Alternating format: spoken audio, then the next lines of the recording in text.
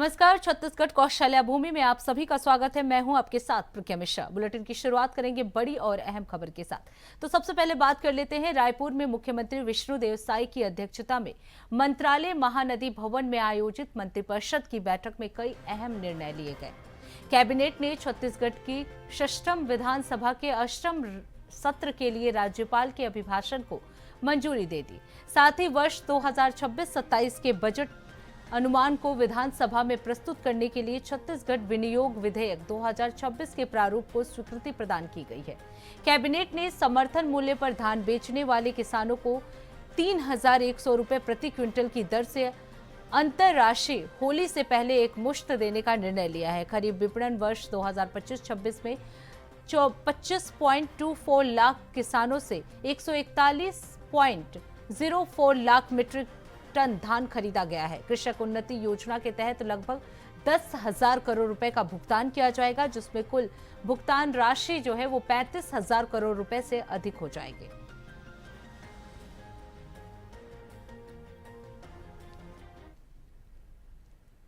अब रुक कर लेते हैं अगली खबर की। मुंगेली जिले में एससी और ओबीसी समुदाय के लोगों ने यूजीसी के समर्थन में प्रभावशाली सभा और पैदल मार्च निकाला है। रैली शहर के प्रमुख मार्गों से होते हुए कलेक्ट्रेट पहुंची, जहां प्रतिनिधि मंडल प्रशासन को ज्ञापन सौंपा गया।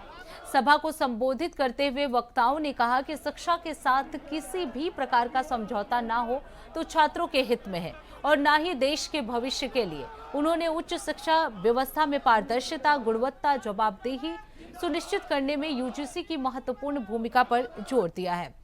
वक्ताओं ने स्पष्ट किया कि शिक्षा के अधिकार और समान अवसरों में कोई समझौता स्वीकार नहीं किया जाएगा। उन्होंने इस आंदोलन को आगे बढ़ाने का आह्वान करते हुए आम जनता से अपील की है कि वो गुणवत्तापूर्ण उच्च शिक्षा और छात्रों के भविष्य की रक्षा के लिए इस जन आंदोलन में सक्रिय भागीदारी निभाएं।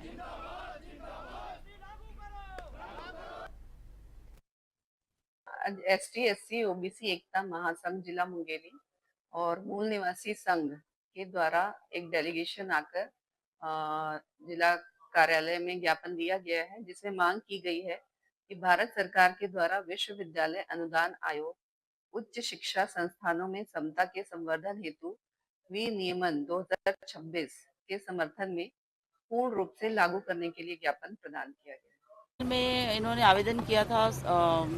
हॉस्पिटल तो खैर चल ही रहा है, आयुष्मान के लिए आवेदन किया हुआ था और जांच करने पे पाया गया कि इनके पास नियमित डॉक्टर ही नहीं है। जो 3 एमबीबीएस डॉक्टर होने चाहिए वो नहीं है और बहुत सारी खामियां पाई गई, जिसके लिए इनको नोटिस दिया गया था कि इसको पूरी करें, अन्यथा आपका हॉस्पिटल को सील किया जाएगा। इस कमी को उन्होंने पूरा नहीं किया है, इस वजह से हॉस्पिटल अभी सील करके उनको नोटिस दिया गया है कि आप इसको पूरी करें, तभी उसके बाद आपका हॉस्पिटल खुल पाए। अब रुक कर लेते हैं अगली खबर की। बेमेतरा जिले के वार्ड नंबर 8 सुंदर नगर स्थित आंगनबाड़ी केंद्र को लेकर गंभीर सवाल उठाए जा रहे हैं।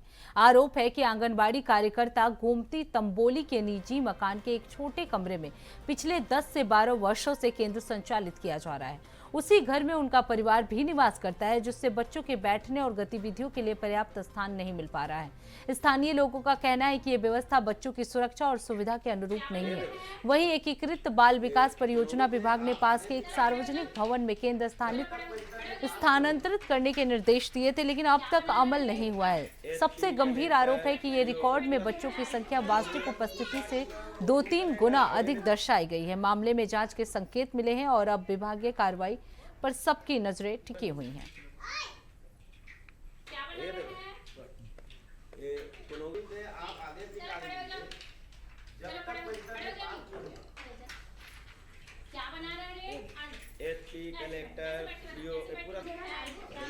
निजी हमारे पास शासकीय भवन उपलब्ध नहीं है, इस वजह से किराए के में मतलब चलाना पड़ रहा है।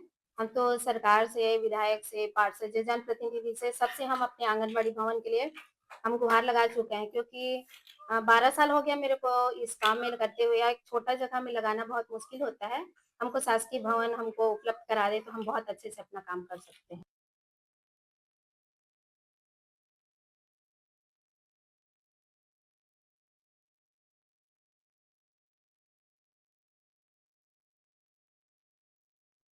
से कमरे में बच्चों को पढ़ाया जा रहा है, जो कि बच्चों की सुरक्षा के लिए सही नहीं है। इसके साथ ही ये पूरा जो आंगनबाड़ी केंद्र है वो एक निजी घर में किया जा रहा है। विभागीय आदेश के बावजूद अभी तक स्थानांतरण जो है वो लंबित है। सुंदरनगर आंगनबाड़ी केंद्र पर ये अनियमितताएं देखने को मिले हैं।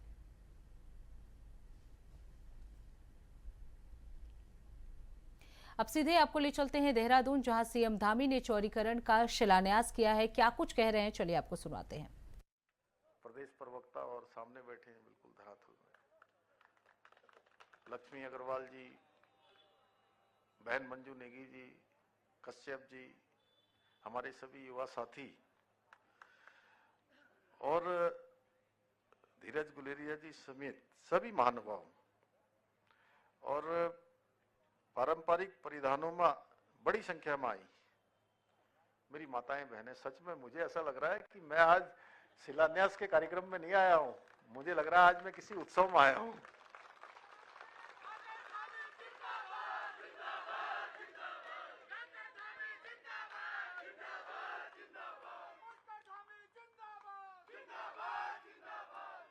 उपस्थित बड़ी संख्या में, और मुझे पता है कि सहदेव भाई ने मुझे कहा था कि 12 साढ़े 12 के बीच में आ जाना, और आप लोग तो सवेरे 9:30-10 बजे ही यहाँ आ गए थे, बहुत देर से, और धूप भी तेज हो रही है। इधर तो छाया है, उधर धूप भी है। बड़ी संख्या में आए हुए मेरे सभी बड़े बुजुर्ग, सभी माताएं बहनें, सभी मेरे युवा नौजवान साथी, और मुझे काफी संख्या में हमारे एक लोग जिनको मैं अपना अभिभावक मानता हूं, क्योंकि मेरा बचपन, मेरा जीवन, जब से मुझे मैं कहूं अकल आई, अगर गांव की भाषा में कहें तो जब से अकल आई तब से मैंने सेना को ही देखा और सेना के साथ ही मैं बड़ा हुआ। ऐसे हमारे बड़ी संख्या में आए हुए हमारे सैनिकगण और मीडिया के हमारे सभी मित्र, मैं सबसे पहले तो आप सभी का, इतनी बड़ी संख्या में आप सब आज यहाँ पर उपस्थित हुए हैं, मैं आप सभी का बहुत स्वागत करता हूं, अपनी ओर से आपका अभिनंदन करता हूं, और भाई सहदेव सिंह पुंडीर जी को बहुत बधाई देता हूं कि उनके और उनके साथियों के प्रयास से आज इस सड़क के चौड़ीकरण का, मिट्टी बेरी परवल मार्ग का शिलान्यास यहाँ पर हुआ है। और ये हमेशा जनता की समस्याओं को लगातार उठाते हैं, और जब भी ये मुझसे मिलने आते हैं तो अपने क्षेत्र की किसी न किसी समस्या के लिए आते हैं, किसी न किसी कोई विकास की योजना होती है, उस विकास की योजना के लिए आते हैं। और मुझे अच्छा लगता है जब भी मुझे बताते हैं कि वो पुंडीर जी ने भी आज कहा है मुझे मिलना है, क्योंकि ये बहुत ज्यादा इधर उधर घुमा फिरा के बात नहीं करते हैं, सीधे आते हैं और सीधे अपने क्षेत्र की बात करते हैं, और जनहित के जो विषय सामने लाते हैं, और यही इनकी संवेदनशीलता है, जनता के प्रति जो प्रतिबद्धता है उसको दर्शाता है। और आप सबकी मांग, इस क्षेत्रवासियों की मांग, जनता ने जिस काम के लिए उनको भेजा है, उनकी अपेक्षाओं को लगातार अपनी जिम्मेदारी मानकर उसको आगे बढ़ाते हैं। जैसे उनके आवाज में दम है, वैसे इनके कामों में भी दम है। और मुझे लगता है कि अगर और समय होता तो अभी तो ये 15-20 मिनट बोले, ये घंटों बोलते रहते। ये 500 करोड़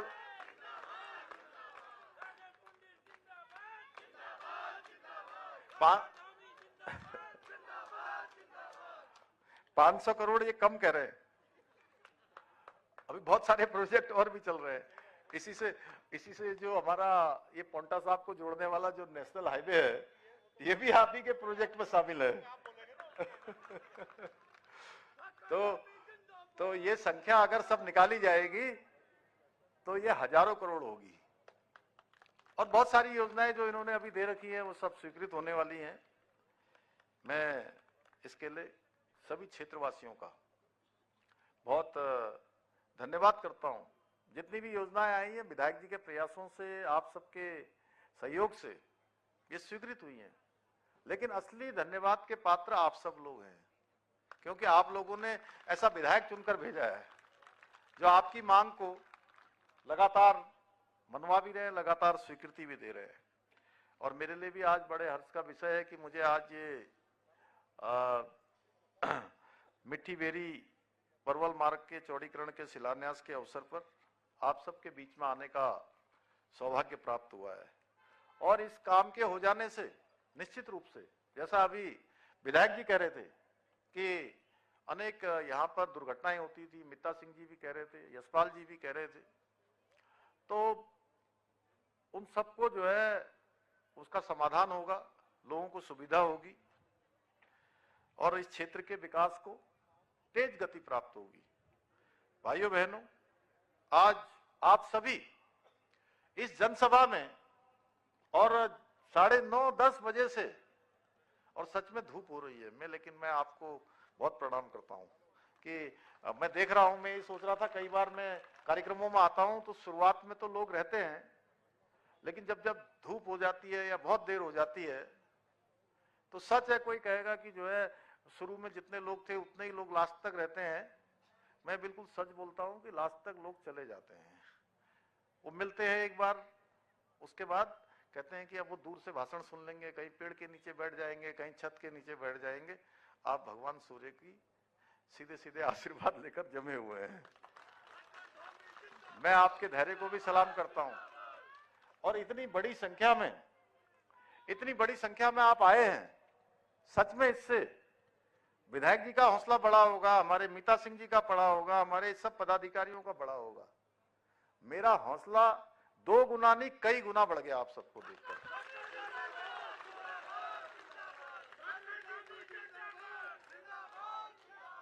और आपका ये आशीर्वाद और यहां उपस्थित होना, ये इस बात का प्रमाण है कि हम जनता की आशाओं, जनता के विश्वास और उनकी अपेक्षाओं पर लगातार काम कर रहे हैं। और हमारी दिशा बिल्कुल सही तरीके से आगे जा रही है। जो हमारे प्रधानमंत्री जी ने कहा था कि ये 21वीं सदी का तीसरा दशक उत्तराखंड का दशक होगा, और यही आप सबका आशीर्वाद है जो हमको तमाम चुनौतियों के बाद, आप देखते होंगे कि एक के बाद एक चुनौतियां आती हैं और जिनसे कोई मतलब भी कई बार नहीं होता है, उनको भी सीधे सीधे हम लोगों से जोड़ दिया जाता है। और अब तो कुछ ज्यादा ही हो गया, कोई बात होती है अफवाहों का दौर बना दिया जाता है, झूठी चीजें फैला दी जाती हैं, अस्थिरता का माहौल पैदा करने का काम किया जाता है। ऐसी चीजें नैरेटिव बनाने का काम होता है जो झूठे होते हैं। और कांग्रेस पार्टी, जिनको लगातार आप लोग यहां से आईना दिखा रहे हैं, उनकी जमीन पूरी तरह से जो गायब हो चुकी है, बिल्कुल पैरों के नीचे जमीन है नहीं, वो अब टूल किट का सहारा ले रहे हैं। अर्बन नक्सल गैंग, व्यवस्था विरोधी लोग, देश विरोधी लोग जो राष्ट्र के विरोध में लगातार काम करते हैं, उन सब का केंद्र जानते हैं कौन सा बन रहा है? वो देवभूमि उत्तराखंड को अपना केंद्र बना रहे हैं। उनको लग रहा है कि यहां बहुत आसानी से लोगों को भरमाया जा सकता है। अरे ये वो देवभूमि है जो पूरी दुनिया को दिशा देने का काम करती है, जहां हिमालय है, जहां 4 धाम है, जहां गंगा निकलती है, जहां से यमुना निकलती है, आदि कैलाश है। 71% भूभाग वनों से आच्छादित है, हिम ग्लेशियर है। पूरे भारत को 5 सैनिकों में से हर 5वां सैनिक देने का काम अगर कोई करता है तो देवभूमि करती है, उसको भरमाया नहीं जा सकता है। और देवभूमि में ऐसे चरित्र के लोग जो झूठ बोलते हैं, अफवाहें फैलाते हैं, देशद्रोहियों को समर्थन करते हैं, ऐसे लोगों को उत्तराखंड के लोग, देवभूमि के लोग यहाँ पैर रखना तो दूर, यहाँ की तरफ सोचना भी जो है उनका मजबूर कर देंगे, उनको बाहर का रास्ता दिखा देंगे। तो देहरादून से सीएम धामी को आप सुन रहे थे। फिलहाल रुकते हैं एक छोटे से ब्रेक के लिए। ब्रेक के बाद जल्द लौटेंगे। देखते रहिए इंडिया वॉइस। तो ब्रेक के बाद एक बार फिर आप सभी का स्वागत है। रुक कर लेते हैं खबरों की ओर। दुर्ग जिला अस्पताल में कथित लापरवाही से एक नवजात शिशु की मौत का मामला सामने आया है। आपको बता दें, कैंप 1 में मदर टेरेसा वार्ड निवासी युवक की पत्नी को 7 फरवरी की सुबह लेबर पेन होने पर अस्पताल में भर्ती कराया गया था। परिजनों के अनुसार डॉक्टरों ने नॉर्मल डिलीवरी की बात कही। परिजनों का आरोप है कि डिलीवरी के दौरान बच्चे को गलत तरीके से हैंडल किया गया और पेट पर दबाव डाला गया। जन्म के बाद नवजात की हालत गंभीर हो गई। उसे आईसीयू में वेंटिलेटर पर रखा गया, लेकिन 11 फरवरी की सुबह उसकी मौत हो गई। परिवार ने सिविल सर्जन को लिखित शिकायत दी है और अस्पताल प्रशासन पर लापरवाही के आरोप लगाते हुए निष्पक्ष जांच और सख्त कार्रवाई की मांग की है। फिलहाल प्रशासन की ओर से कोई आधिकारिक बयान जारी नहीं हुआ है।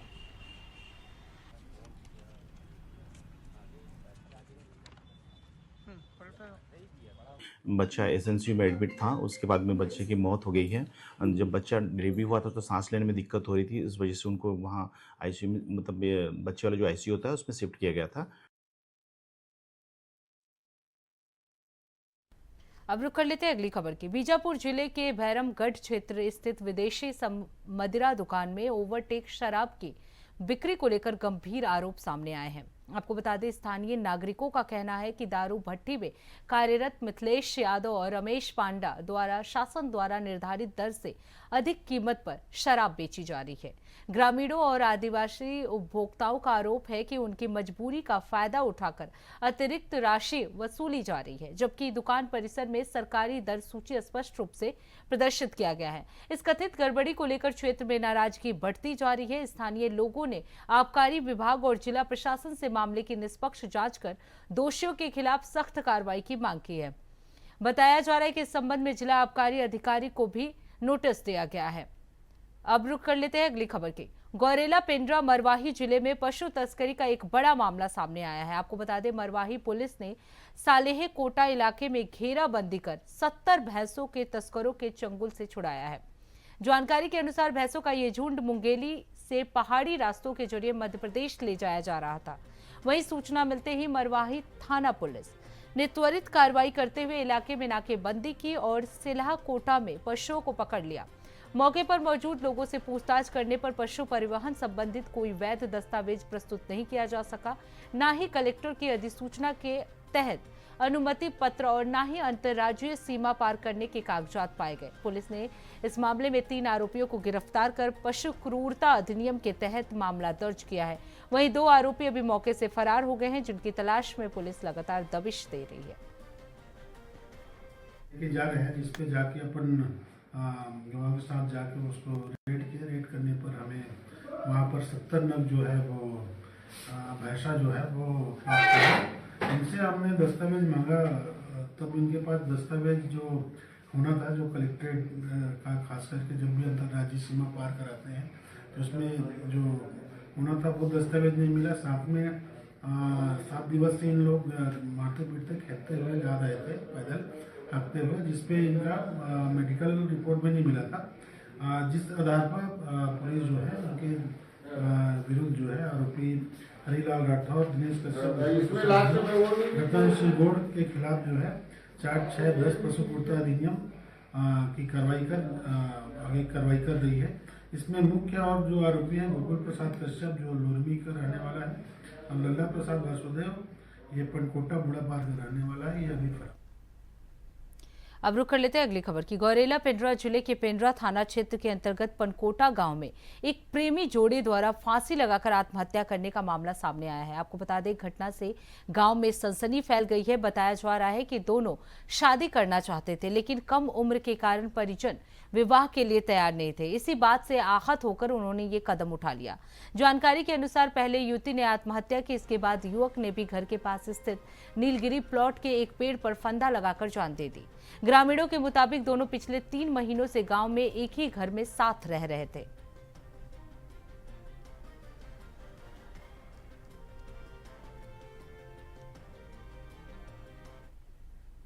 अब रुक कर लेते हैं अगली खबर की। वाड्रफ नगर में शिक्षा विभाग की बड़ी लापरवाही सामने आई है, जहां नाबालिग छात्रा से छेड़छाड़ करने वाले शिक्षक पर अब तक कोई कार्रवाई नहीं की गई है। आपको बता दें 5 फरवरी को पुलिस ने इस मामले में एफआईआर दर्ज की थी, लेकिन आरोपी शिक्षक युवधन जायसवाल अभी भी फरार है। शिक्षा विभाग जांच का हवाला देते हुए आरोपी के खिलाफ कार्रवाई से बचता हुआ नजर आ रहा है। मामला वाड्रफ नगर पुलिस चौकी का बताया जा रहा है।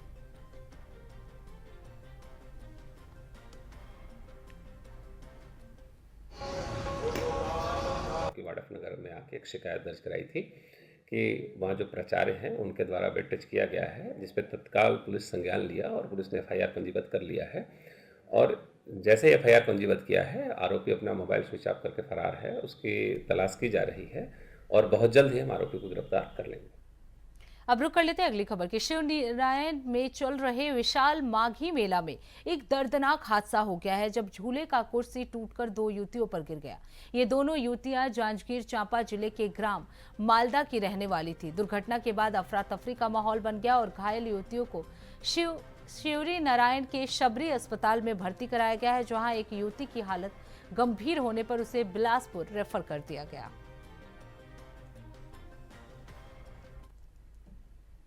तो इसी के साथ छत्तीसगढ़ कौशल्या भूमि में बस इतना ही। देश दुनिया की तमाम बड़ी खबरों के लिए देखते रहिए इंडिया वॉइस। तब तक के लिए नमस्कार।